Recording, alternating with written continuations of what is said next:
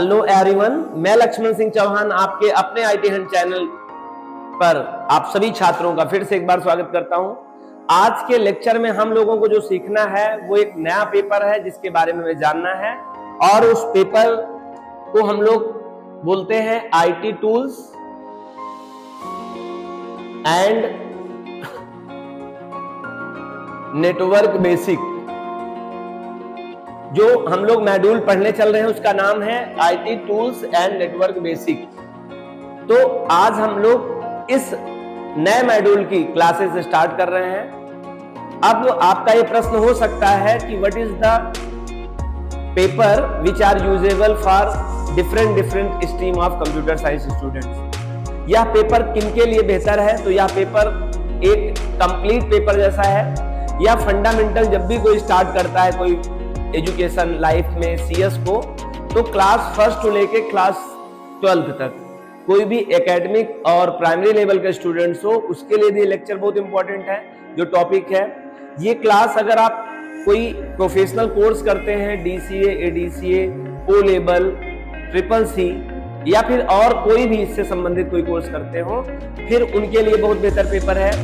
और यदि आप ग्रेजुएशन लेवल का कोई एप्लीकेशन कोर्स कर रहे हो जैसे बीसीए, या फिर आप मास्टर डिग्री कर रहे हो एमसीए, या कर रहे हो आप बीटेक, और या फिर आप कर रहे हो एमबीए या फिर बीबीए, सभी के लिए पेपर बहुत इंपॉर्टेंट है। और ये पेपर को फंडामेंटल पेपर कहते हैं। This is the first paper of the any computer science. किसी भी कंप्यूटर सीएस का कोई बच्चा रहेगा, उसे सीखने के लिए सबसे पहले पेपर आना ही पड़ता है। It is also very helpful for the competitive examination of any stream. और यह पेपर ऐसा भी है कि यदि आपका स्ट्रीम है ही नहीं सीएस और आप कॉम्पिटिटिव एग्जामिनेशन कर रहे हैं, जैसे आप कोई आरओ, एआरओ या फिर बहुत सारी सी वैकेंसीज आती हैं जिसमें कंप्यूटर के बेसिस क्वेश्चंस आते हैं, तो यही पेपर है जिससे क्वेश्चन मोस्टली उठाए जाते हैं। बेनिफिट क्या होता है? अगर आप कुछ भी नहीं करते हैं, ना तो आपका कॉम्पिटिटिव वाला एक स्टाइल है, ना ही आप सीएस के स्टूडेंट्स हैं, फिर आपके लिए कैसे बेहतर हो सकता है? If you want to teach in computer science, अगर आपका स्ट्रीम बिल्कुल अलग हो, आपने बीए कर रखा है, आपने बीकॉम कर रखा है, आपने और कोई स्ट्रीम से कुछ भी कर रखा है, और आपको लगता है कि मैं क्लास करूं, मैं पढ़ाऊं उन बच्चों को जो कंप्यूटर साइंस पढ़ते हैं, और वो किसी भी बोर्ड से संबंधित हो सकता है, वो यूपी बोर्ड हो सकता है, वो सीबीएसई पैटर्न हो सकता है, और वो आईसीएसई पैटर्न हो सकता है। हम इन सब को इसलिए बता रहा हूं कि आपके लिए कितने कामगार का यह लेक्चर है वो आप समझ जाइए पहले। और कोई पेपर होता तो इतना एक्सप्लेनेशन देने की जरूरत नहीं थी, because this is the first paper या this is the first starting fundamental paper which are start to journey of computer system.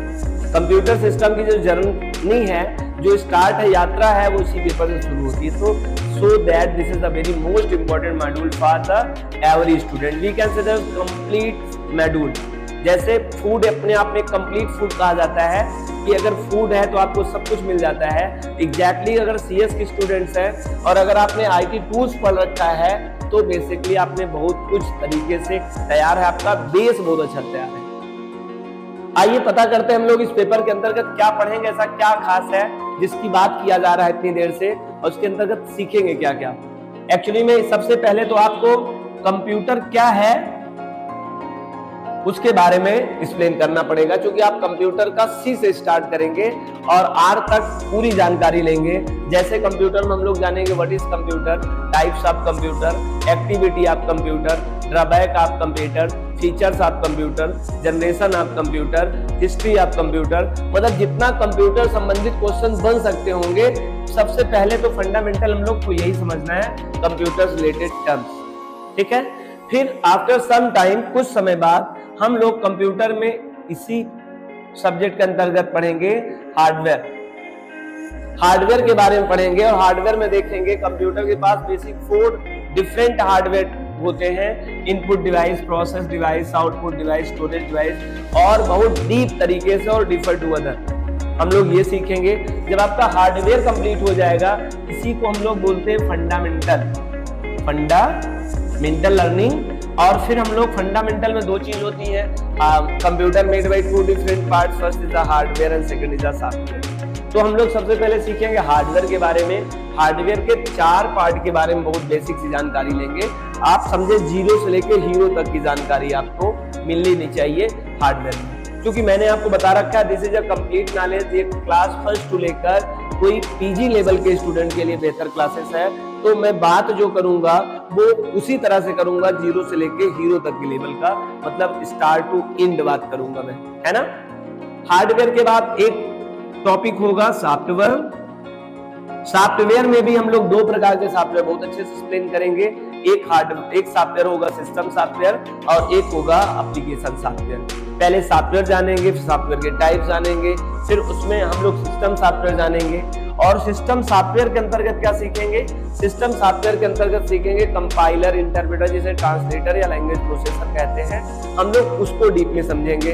उसके बाद हम प्रोग्रामिंग लैंग्वेज क्या होता है, उस कितने टाइप की होती हैं, हाउ टू क्रिएट प्रोग्राम, हम लोग फंडामेंटल ये सीखेंगे।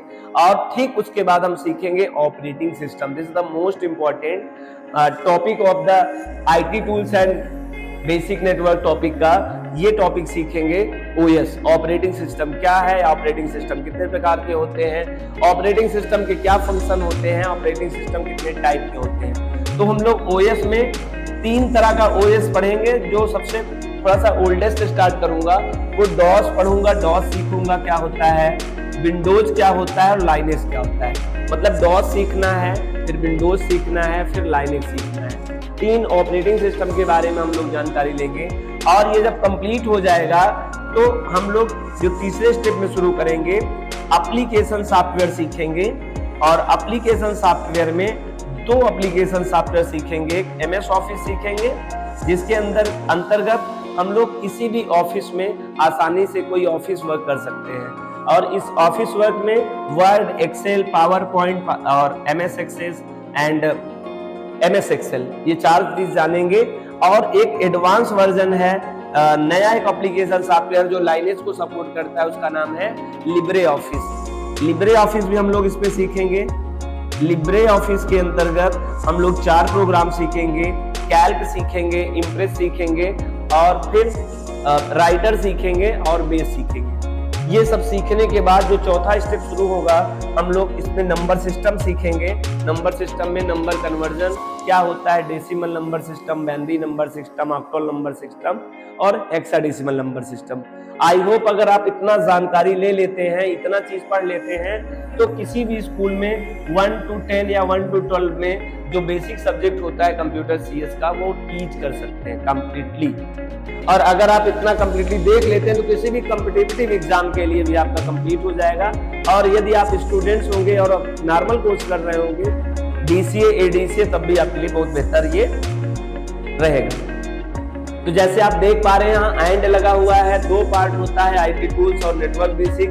तो दूसरा पार्ट हम लोग जो पढ़ेंगे वो पढ़ेंगे नेटवर्क बेसिक। लेकिन सबसे पहले हम लोग पढ़ेंगे क्या होता है आईटी टूल्स, और आईटी टूल्स के अंदर क्या क्या चीज हमको लर्न करना होगा और मैं आपको क्या सिखाऊंगा। आई होप ये कंसेप्ट आपको समझ में आया होगा। फिर से रिकॉल कर लें, क्योंकि this is the very most important कि आपका जो सिलेबस है उस सिलेबस के अंदर क्या पढ़ेंगे।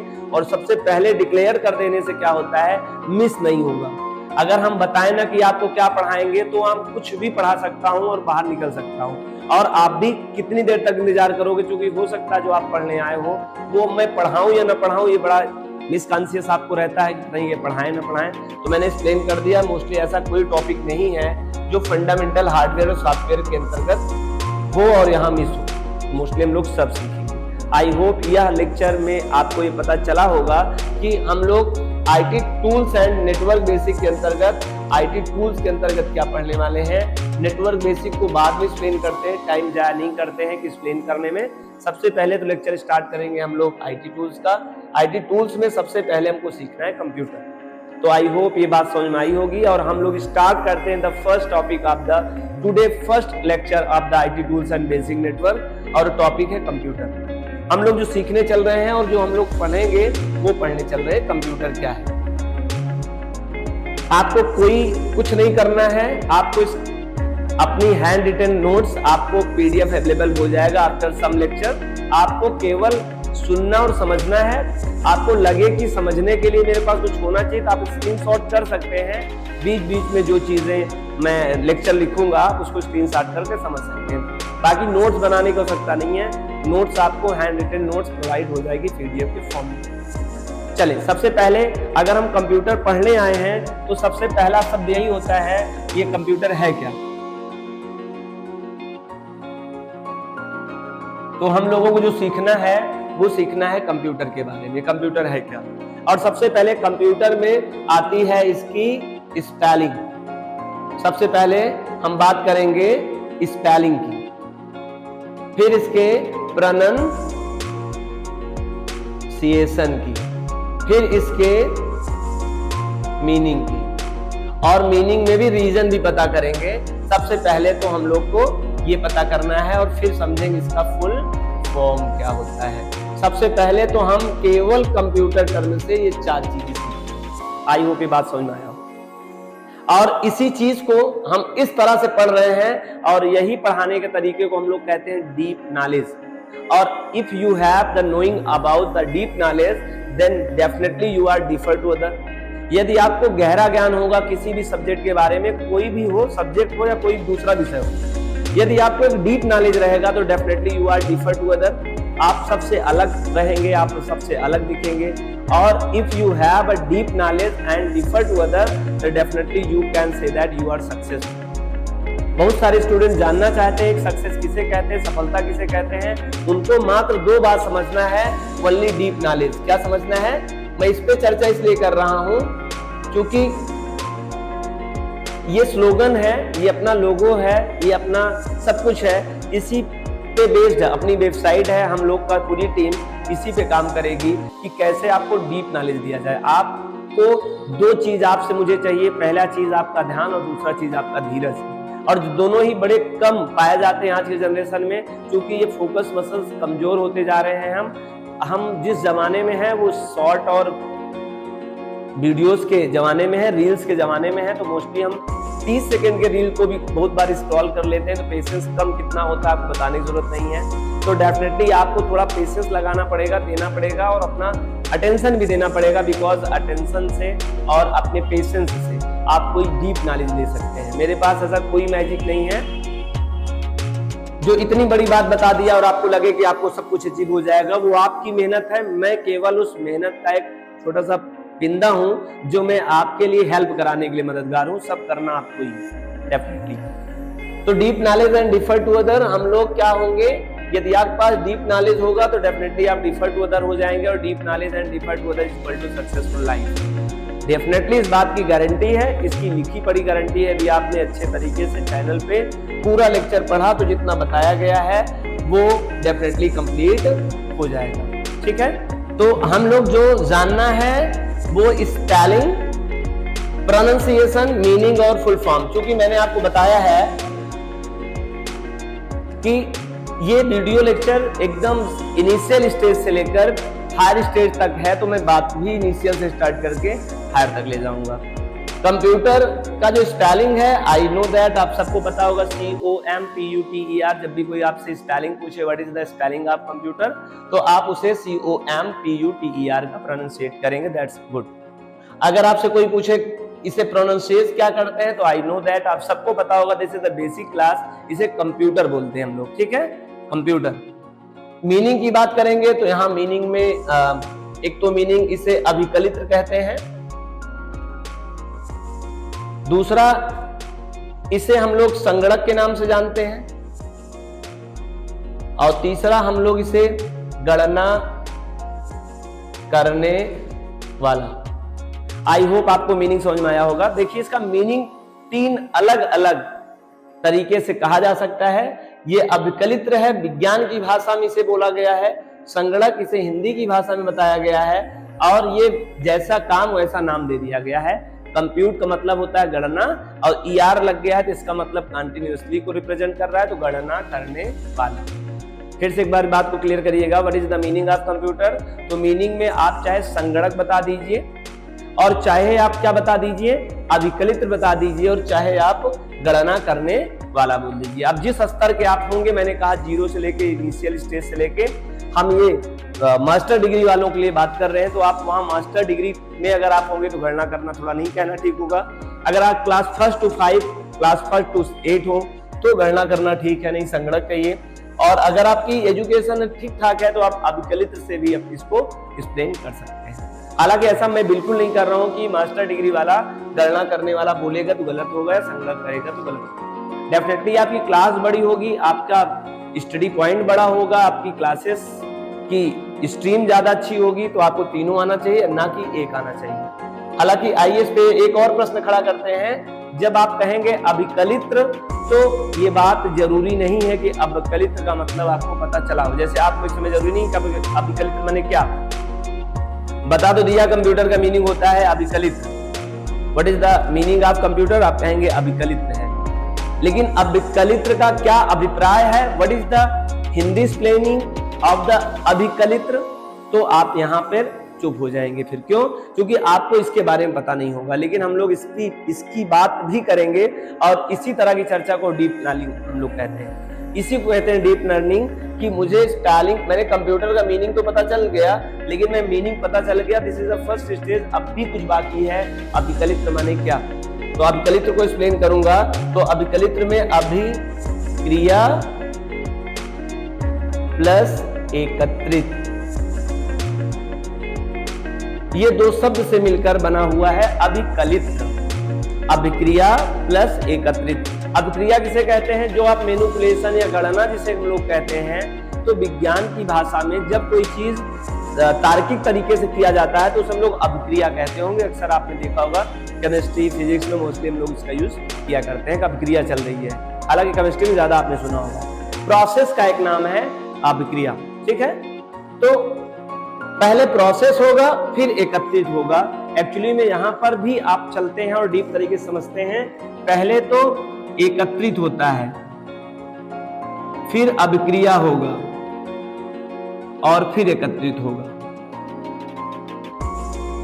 आप देख रहे हैं एकत्रित 2 बार होगा, और अब इसे अंग्रेजी में बोल लें तो हम इसे स्टोर कहेंगे, इसे प्रोसेस कहेंगे और इसे स्टोर कहेंगे। सर ये 2 बार स्टोर बात नहीं समझ में आई। एक्चुअली में जब बाहर की दुनिया से, बाहर की दुनिया इन द सेंस आप जब यूजर अपने दिमाग से या बाहर से कहीं से भी कीबोर्ड के माध्यम से वैल्यू लाएगा, तो बाहर की दुनिया से पहले कंप्यूटर के अंदर दुनिया में जाएगा। जैसे सपोज दैट आपको 30 और +2 ऐड करना है, तो 30 कहां से आया, कीबोर्ड के माध्यम से आया, आउट ऑफ वर्ड आया, और कहां गया वो, इनसाइड ऑफ कंप्यूटर गया। तो पहले तो वो एकत्रित हुआ कहीं पे आके, 30 + 2 ये डाटा कहलाएगा, ये डाटा कहलाएगा, ये डाटा कहलाएगा। बहुत डीप में डाटा के बारे में पढ़ेंगे, अभी केवल ऐसे काम चलाइए किसी डाटा कहते हैं। ये आपने जो डाटा इंटर किया है ये आउटसाइड से इनसाइड आया हुआ है, और ये इनसाइड आने पर कहीं पहले एकत्रित हुआ है। जैसे एग्जांपल ऐसे समझ सकते हो, मैंने कहा कि 3 और 2 क्या होते हैं, आपसे मैं पूछ रहा हूं, बताइए आंसर। 3 + 2 क्या होता है? तो सबसे पहले तो आपको सुनना पड़ेगा, क्योंकि आप सुनेंगे तब इस डाटा को हमारे रख पाएंगे कि आपने कहा क्या है, 3 और 2 को क्या करना है, प्लस क्या होगा। तो 3 और 2 अगर आपके पास प्लस तीनों चीज आप सुन लेते हैं तो आप प्रोसेस करते हैं, और प्रोसेस करने के बाद फिर क्या मिलता है, परिणाम मिलता है, फिर आप उसका उत्तर रख लेते हैं। पहले इनपुट गया, फिर आपका दिमाग ने उसको क्या किया, प्रोसेस किया, फिर उसके आउटपुट को 5 को रखे बैठा हुआ था। क्योंकि यहाँ पर ये भी होता है कि आंसर जब तक मैं ना पूछूं तब तक ना बताओ। तो देखो एक समय था आपने हमसे लिया था, केवल रखा था, फिर उसका प्रोसेस किया था, फिर प्रोसेस का आउटपुट केवल रख के अपने पास बैठे हुए थे, है ना। जैसे मैं अब दूसरा प्रश्न पूछूं कि बताइए इसका उत्तर क्या होगा, तो आप आंसर नहीं बता सकते। क्यों? क्योंकि उत्तर आप दे उससे पहले आप चाहेंगे, उम्मीद रखेंगे कि सर आप क्वेश्चन तो पहले बताइए, क्योंकि क्वेश्चन जब जाएगा और हमारे ब्रेन तक पहुंचेगा तब तो मैं कोई प्रोसेस कराऊंगा। सर बिना आपका डाटा गए हुए मैं प्रोसेस कैसे कराऊंगा? एहसास कब होगा? जब बातें हम दिमाग में जाएंगी। किसी ने कुछ कहा नहीं तो मैं प्रोसेस क्यों करूंगा? तो सबसे पहली बात होती है स्टोर करना। जो आउटसाइड से इनपुट यूजर करता है वो स्टोर होगा कहीं, और स्टोर होने के बाद उसका प्रोसेस होता है, और प्रोसेस के बाद फिर से स्टोर होता है, और यूजर जब चाहे तो इसको स्टोर। ये देखिए दिस इज अ इनिशियल, ये रिजल्ट से पहले का चीज स्टोर है, ये रिजल्ट ही है। एक तो कच्चा माल है और एक परिणाम है। जैसे समझिए 32 यहाँ किया था, 32 यहाँ है, तो ये क्या है, ये रिजल्ट है, और ये क्या था, डाटा था। तो अनमीनिंगफुल जो रहा वो डाटा कहलाया, जो मीनिंगफुल हो गया वो रिजल्ट कहलाया। तो यहाँ पर दो चीज जो स्टोर किया गया है, एक तो अनमीनिंगफुल है और दूसरा क्या है, मीनिंगफुल है। जैसे आप जब भी कोई चीज मैगी बनाते हैं, नूडल्स बनाते हैं, कोई भी प्रोडक्ट आप बनाते हैं अपने किचन में, सबसे पहले तो आपको कच्चा माल लाके अपने पास स्टोर करना पड़ता है, वो एक अलग चीज होता है। लेकिन आफ्टर सम टाइम उसको प्रोसेस करने के बाद फिर आप उसको रिजल्ट को भी अपने पास क्या करते हो, रखते हो। तो देखो वहां भी तो काम हो रहा है, पहले स्टोर, फिर प्रोसेस, फिर स्टोर। डेफिनेटली इसीलिए इसी तर्क के हिसाब से इसको, कंप्यूटर को एक नाम दिया गया, और क्या नाम दिया गया, अभिकलित कहा गया। अभिक्रिया प्लस एकत्रित, लेकिन अभिक्रिया से पहले एकत्रित, फिर अभिक्रिया और फिर एकत्रित। मतलब पहले डाटा स्टोर होगा, फिर स्टोर होने के बाद कहां जाएगा, ब्रेन के पास जाएगा, मतलब कंप्यूटर के अंदर जाएगा। वहां पर कोई ऐसी प्रक्रिया होगी जहां पे वो प्रोसेस होगा, और प्रोसेस के बाद मिलेगा मुझे प्राप्त परिणाम। इसीलिए कंप्यूटर को वैज्ञानिक तरीके से या विज्ञान की भाषा में अभिकलित के नाम से नवाजा गया। What's reason behind this name of अभिकलित। इतना जानकारी यदि आपके पास होगा तो कंप्लीट जानकारी है, ठीक है। और ये किसी भी क्लास के लिए इंपॉर्टेंट है, आप समझ पा रहे होंगे। जो सबसे पहले क्लास स्टार्ट करने से पहले डिक्लेरेशन कहा गया था, वो आपको बात समझ में आई होगी। This is the very important for every stream type students. आप किसी भी स्ट्रीम के हो, शायद ये बात समझ में आ गया। अब ये बात, दूसरा बात भी इसी तरह, हिंदी का जो शब्द है संगणक, संगणक का क्या मतलब है। मैं आपसे कहूं या आप किसी से कहें कंप्यूटर के मीनिंग संगणक, तो संगणक का मतलब क्या होता है ये भी जानना बहुत अनिवार्य है आपके लिए। संगणक माने क्या, तो आइए संगणक के बारे में बात करें कि संगणक का क्या अभिप्राय है और संगणक का क्या मतलब है। अभिकलित, आई होप आपको समझ में आ गया होगा, एकत्रित, अभिक्रिया और एकत्रित। अब संगणक की बात करें तो संग्रह प्लस गणक, गणना आप कह सकते हो, संग्रह। आप जरा देखिए, ठीक उसी तरह मिल रहा है जैसे आपने किया था वहां पे आपने एकत्रित कहा था, आपने प्लस यहां पर क्रिया कहा था, और फिर आपने यहां पे एकत्रित कहा था। जरा देखिए साइनोनिम्स तो है। विज्ञान की भाषा में संग्रह चाहे कहें चाहे एकत्रित करें, डेफिनेटली सेम है। संग्रह कहें या एकत्रित कहें, बस गणना और क्रिया का भी मतलब सेम है। तो इस कारण से इसे अभिकलित कहा गया, और इस कारण से इसे संगणक कहा जाता है। आई होप मुझे इसको समझाने में ज्यादा समय लिया था, तो आपको संगणक डायरेक्टली समझ में आया होगा कि क्या रीजन है उसे संगणक कहा जाता है। पहले आपके द्वारा लेकर संग्रह करता है, संग्रह करने के बाद गणना होता है, गणना होने के बाद फिर परिणाम को संग्रह कर लेता है। जैसे आप पहले कोई चीज सुनते हो, फिर समझते हो, और फिर आपकी जिंदगी में वो एहसास बन के अपने पास क्या कर लेते हो, सेव कर लेते हो। We can say that you are also संगणक, आप भी तो संगणक है। या आप देखेंगे जब कंप्यूटर सिस्टम, मैं आपको आईटी टूल्स पढ़ा रहा हूँ तो आपके साथ दो चीज करूंगा, आपके शरीर विज्ञान को कंप्यूटर विज्ञान के साथ इतना कोरिलेट करूंगा कि आफ्टर सम टाइम आपको लगेगा कि डेफिनेटली कंप्यूटर और मनुष्य में किसी प्रकार का अंतर नहीं है। अच्छा, अगर ये बात आप समझ जाएंगे तो आने वाले जनरेशन में जो आर्टिफिशियल इंटेलिजेंस की मदद से रोबोटिक बनाने वाली प्रक्रिया चल रही है, आपको इसी पेपर से ये भी क्लियर समझ में आ जाएगा कितना आसान होता है किसी कृत्रिम मानव को निर्मित करना। क्यों? क्योंकि पहले आपको कृत्रिम मानव के साथ रिलेट करना पड़ेगा बार बार कि कंप्यूटर के साथ मनुष्य का क्या रिलेशन है, किस तरह से हम लोग रिलेट करके समझें। चले, तो आई होप अभिकलित आपको समझ में आ गया। संगणक और गणना करने वाले की बात तो आपको पता ही है। गणना करने वाला ER का मतलब होता है कंटिन्यूअसली को रिप्रेजेंट करता है। जैसे कूल मतलब होता है ठंडा, ER लगा दो तो ठंडा करने वाला हो जाता है। इरेज माने होता है हटाना या मिटाना, और ER लगा दो मिटाने वाला हो जाता है। डस्ट माने होता है धूल, और ER लगा दो कि धूल साफ करने वाला हो जाता है। ER में उसी तरह से अगर देखा जाए तो कंप्यूट का मतलब होता है, कंप्यूट का मीनिंग होता है गणना, ER लगा दो तो हो जाएगा गणना करने वाला। आई होप आपको स्पेलिंग क्लियर हो गई, प्रोनाउंसिएशन क्लियर हो गया, मीनिंग क्लियर हो गया, मीनिंग का मीनिंग क्लियर हो गया, meaning of meaning, what reason behind is name, क्या रीजन है उसका नाम इस तरह पड़ा। और अब लास्ट में आता है फुल फॉर्म। फुल फॉर्म क्या है, कंप्यूटर का क्या फुल फॉर्म है? अगर आपका यह प्रश्न है तो एक्सप्लेन कर दूं, no any full form of computer. Computer का कोई फुल फॉर्म नहीं होता है।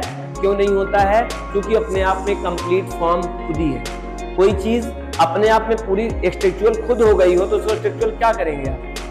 कंप्यूटर का फुल फॉर्म नहीं होता है, हाँ कंप्यूटर का एक्रोनिम हो सकता है। और हमें पता होना चाहिए नया शब्द क्या है, what is difference between acronym और फुल फॉर्म। अगर मैं आपसे पूछूं what is the full form of book, तो क्या बताएंगे आप? बड़ी कंफ्यूजन हो जाएगी, सर बुक का क्या फुल फॉर्म है? Book is a noun. But अगर आप चाहें तो बना सकते हैं बिग ओशियन ऑफ नॉलेज, ज्ञान का महासागर। किताब है क्या बिग ओशियन ऑफ नॉलेज? तो डेफिनेटली बन गया। चलिए एक टर्म और है फेल। पहली क्लास में एक डेंजरस वर्ड का नाम आ गया फेल। डेंजरस वर्ड नहीं है, this is the truth word. ये सही शब्द है और पहले क्लास में ही आना चाहिए। कौन शब्द आना चाहिए? फेल आना चाहिए। क्यों? क्योंकि पता चल जाए ना कि फेल एक डेंजरस जोन हमारे लाइफ में होता है। जब आप पढ़ने के नाम पर पढ़ रहे होते हो और आप पढ़ने के नाम पे अगर आप नहीं पढ़ रहे होते हो तो उसी का नाम क्या है? फेल है। और फेल का अगर हम लोग बात करें, फुल फॉर्म नहीं होता है लेकिन एक्रोनिम बनाना चाहें तो first attempt in learning. First attempt in learning, पहले ही अटेम्प्ट में यदि आपने नहीं सीखा तो क्या हो जाना है? आपको फेल हो जाना है। इसीलिए पहले लेक्चर में फेल का भी एक्रोनिम मैं बता दूं। आप ऐसा किसी चीज का अपना एक्रोनिम बना सकते हैं, अपने नाम का एक्रोनिम आप बना के मुझे कमेंट करिएगा या आप प्रैक्टिस करिएगा। मैं आपके लिए होमवर्क भी दे रहा हूँ, एक लॉजिकल टास्क कि आपका जो नाम होगा उस नाम का लेटर बाय लेटर का अपना अच्छा खूबसूरत मीनिंग ढूंढिए। आप सबसे अच्छी बात है कि मीनिंग ढूंढिए और हो भी जाइए, लेकिन अगर ना होना चाहे फिर भी फॉर्मेलिटी के तौर पे पहले आप अपने नाम का लेटर बाय लेटर का अपना एक अच्छा मीनिंग तैयार करिए और फिर जाइए। चलिए मैं एक नाम और बता दूं, बहुत इंपॉर्टेंट है क्योंकि इनसे बहुत बड़ा रिलेशन है आपका। स्टूडेंट का और स्टूडेंट है, क्या फुल फॉर्म होता है स्टूडेंट का? तो स्टूडेंट का कोई फुल फॉर्म नहीं होता, but we can create acronym. लेकिन आप चाहें तो एक्रोनिम तैयार कर सकते हैं। एक्रोनिम का मतलब क्या होता है? हिंदी जानिए, मैंने कहा deep knowledge and differ to other. मैं कोशिश करूंगा इस चैनल पे पूरे जितने भी चैनल होंगे उससे डीप तरीके से एक्सप्लेन करने का। कंपेयर नहीं कर रहा हूँ, एक अच्छी भाषा में बता रहा हूँ जिससे आपको ये लगे कि मैंने कमेंट किया है, वो कमेंट है लोअर से लेकर हायर लेवल तक के स्टूडेंट इसी लेक्चर से पढ़ेंगे। इसलिए हमको ज्यादा एक्सप्लेन करना ही पड़ेगा क्योंकि मैं अपने कमेंट के साथ कभी धोखा नहीं करता हूं और आपसे भी रिक्वेस्ट करूंगा कमेंट के साथ आप भी या कमेंट के साथ धोखा ना करें। ठीक है, तो आइए हम स्टूडेंट का क्या मतलब होता है ये समझाने का प्रयास करता हूं। स्टूडेंट का अगर एक्रोनिम तैयार किया जाए तो यस का मतलब आप तैयार कर लीजिए, टी का मतलब तैयार कर लीजिए, यू का अपना लेटर का तैयार कर लीजिए, डी का तैयार कर लीजिए, ई का तैयार करिए और एन का और टी का, और अपने हिसाब से तैयार कर सकते हैं। और पहले मैं बात कर रहा था एक्रोनिम का मीनिंग क्या होता है। एक्रोनिम का मीनिंग होता है परिवर्णी। क्या होता है? एक्रोनिम का मीनिंग होता है परिवर्णी। वर्ण माने होता है अक्षर, परि मतलब होता है वर्णों की भी परिवर्णी बनाया जाता है, लेटर बाय लेटर का मीनिंग तैयार किया जाता है। ठीक है, तो आप स्टूडेंट का बना सकते हैं, आप टीचर का बना सकते हैं। चलिए स्टूडेंट का तो ठीक ही है, दो मैं बता दूं बस। स्टूडेंट वो जो स्ट्रगलफुल हो, जो स्ट्रगलफुल होगा वो स्टूडेंट की परिभाषा को पूर्ण करता होगा, पहले लेटर का मतलब है। और टी का मतलब टायरलेस, थोड़ा सा थका होता है, पहचान होता है स्टूडेंट का। जो बहुत चंचल स्टूडेंट होगा वो स्टूडेंट की परिभाषा से थोड़ा सा दूर हो जाता है। Why? Because I have energy. आपको पता है हम लोग के पास एनर्जी होती है। एनर्जी खत्म कब होती है? जब बड़ा काम करते हैं, मेंटल लेवल का काम करते हैं, थोड़ा सा माइंड लेवल का काम करते हैं। स्टूडेंट अपने आप में बहुत वर्क करता है जब क्लास में बैठता है। अगर वह बैठता है और क्लास वर्क में सच में मेंटल टाइप का वर्क करता है, ब्रेन टाइप का टास्क करता है, तो डेफिनेटली सी बात है उसकी एनर्जी जस्ट दूसरे तरीके से खर्च होगी। क्यों? क्योंकि जब आई कांटेक्ट को लगातार अपनी पलकों को नहीं झपकाते हो तो जस्ट दूना कैलोरी खर्च होती है आपकी बॉडी की एनर्जी। और इस छात्र की परिभाषा में अंकित होता है कि हर जगह उसको ऐसे देखना ही पड़ता है कि क्या कंसंट्रेट होना पड़ता है। कंसंट्रेट का सिंबल है ओपन अप आईलाइट, और काफी देर तक उसे बंद ही नहीं करने का मौका मिलता है, जिससे उसका जस्ट दूना कैलोरी खर्च होता है। और उसी कारण से मैं कह रहा हूं कि टायर्ड होना आपके हिस्से में है। लेकिन आप यूं ऐसे ना टायर्ड हो, आप लंच नहीं किए होंगे, आप सुबह ब्रेकफास्ट नहीं किए होंगे, आपकी हेल्थ प्रॉब्लम होगी और अपने स्टूडेंट मानते होंगे, वो चेक कर लीजिएगा। ये एनर्जी की कमी से होती है कि आपको लगे थका थका सा है ना, शुरुआत में नहीं, लेकिन आप क्लास के बाद कम से come end of the class आपको महसूस हो कि कुछ थकान हो गई है, तो उसमें बहुत परेशान होने की जरूरत नहीं है, क्योंकि आपने एनर्जी का यूज किया है अकॉर्डिंग टू कंसंट्रेशन के अकॉर्डिंग। चले चलिए टी का मतलब भी बता दूं एक लेटर और बहुत ईमानदारी से बताना चाहूंगा। टी का मतलब होता है ट्रूथफुली। कम से कम छात्र को अपने दूसरे लेटर का रिस्पेक्ट करना चाहिए, ट्रूथफुली होनी चाहिए, सत्यवादी होना चाहिए।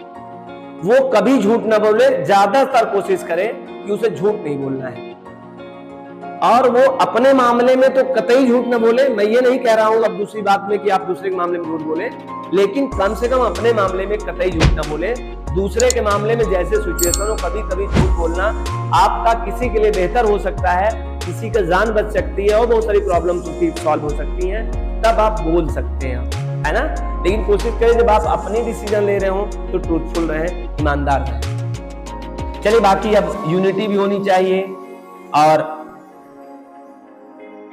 डिसिप्लिन भी होना चाहिए। तमाम बातें आप अपने से तैयार कर सकते हैं। एक्रोनम है, एक्रोनम फुल फॉर्म यही डिफरेंस है। जितने एक्रोनम अलग अलग लोग बताएंगे उन सब का अपना एप्रोप्रिएट मीनिंग हो सकती है, ठीक है। Acronym is a technique which help to explain और describe the letter by letter meaning. आप लेटर बाय लेटर से एक्सप्लेन कर सकते हैं, परिभाषित कर सकते हैं वो कंप्लीट वर्ड। तो आई होप स्टूडेंट समझ में आ गया। टीचर की मैं बात कर रहा था, TAECHER। आपको सर स्टूडेंट को बता दिया तो टीचर को भी एक्सप्लेन करिए, because this is very important role of the student with the teacher, teacher with the student. तो आइए टीचर के बारे में बताएं, टीचर का क्या एक्रोनम होता है। This is acronym not full form, ध्यान रखना इस बात का। एक्रोनम का मतलब होता है acronym is a technique which help to create its own meaning the letter by letter, और वो सार्थक मीनिंग होना चाहिए। कुछ लोग तो जस्ट जोक निकाल लेते हैं मीनिंग, ऐसा नहीं करना है ना, ठीक है। जैसे कुछ लोग कहते हैं MBA का कुछ अपने से लगा लेते हैं, कुछ अपने हिसाब से सेट कर लेते हैं, यू नो दैट, आपको पता होगा।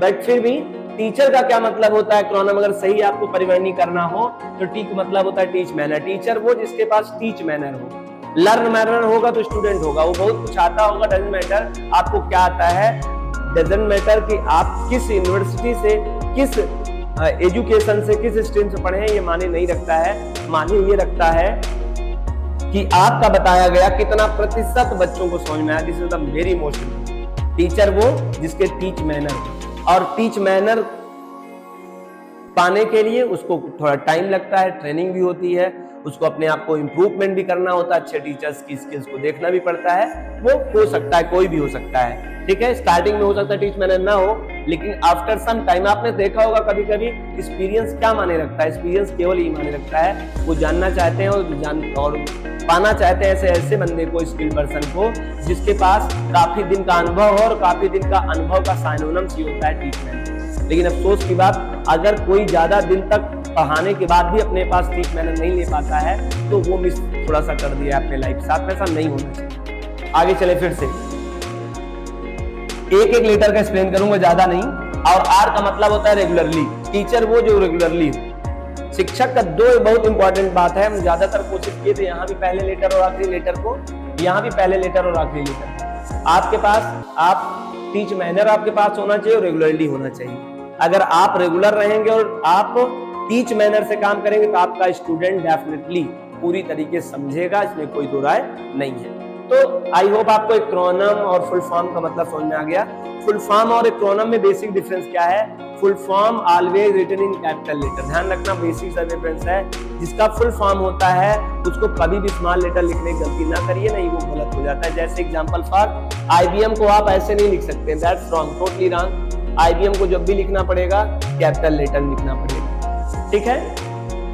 किसी का भी जब फुल फॉर्म होता है, CPU को आप कभी भी स्मॉल लेटर नहीं लिखेंगे, रैम को कभी भी आप स्मॉल लेटर नहीं लिखेंगे। मतलब जिसका फुल फॉर्म होता है उसको कैपिटल लेटर में लिखना अनिवार्य होता है। This is the very most important, और this is the basic difference between the acronym and full form. यही बेसिक डिफरेंस भी होता है फुल फॉर्म में और एक्रोनम में। तो आई होप आपको ये बातें कंप्लीट समझ में आई।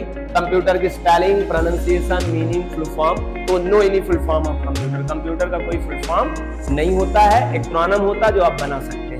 आई होप आपका आज का लेक्चर समझ में आया होगा। आज के लेक्चर में केवल हम लोगों ने बात किया, इंट्रोड्यूस क्लास थी, और उसमें कंप्यूटर का केवल मीनिंग, प्रोनाउंसिएशन, स्पेलिंग और बहुत सारे अलग अलग क्षेत्रों पे जाके मैंने चर्चा किया। This is the first lecture of the IT tools and basic network. हम लोग अगले लेक्चर में से देखेंगे what is the definition of computer, और डेफिनेशन के हर एक टर्म पे कोशिश करूंगा डीप तरीके से एक्सप्लेन। अगर आप पहली बार चैनल पे आए हो तो चैनल को सब्सक्राइब कर दें और अगर आपको वीडियो पसंद आया हो तो उसको वीडियो को लाइक करें और ज्यादा से ज्यादा स्टूडेंट को शेयर करो जिनको एकदम इनिशियल टू हायर लेवल का एजुकेशन प्राप्त करना हो और वो ऑनलाइन अपने घर से इस स्टडी को कंप्लीट कर सकते हैं। Thank you so much. Meet and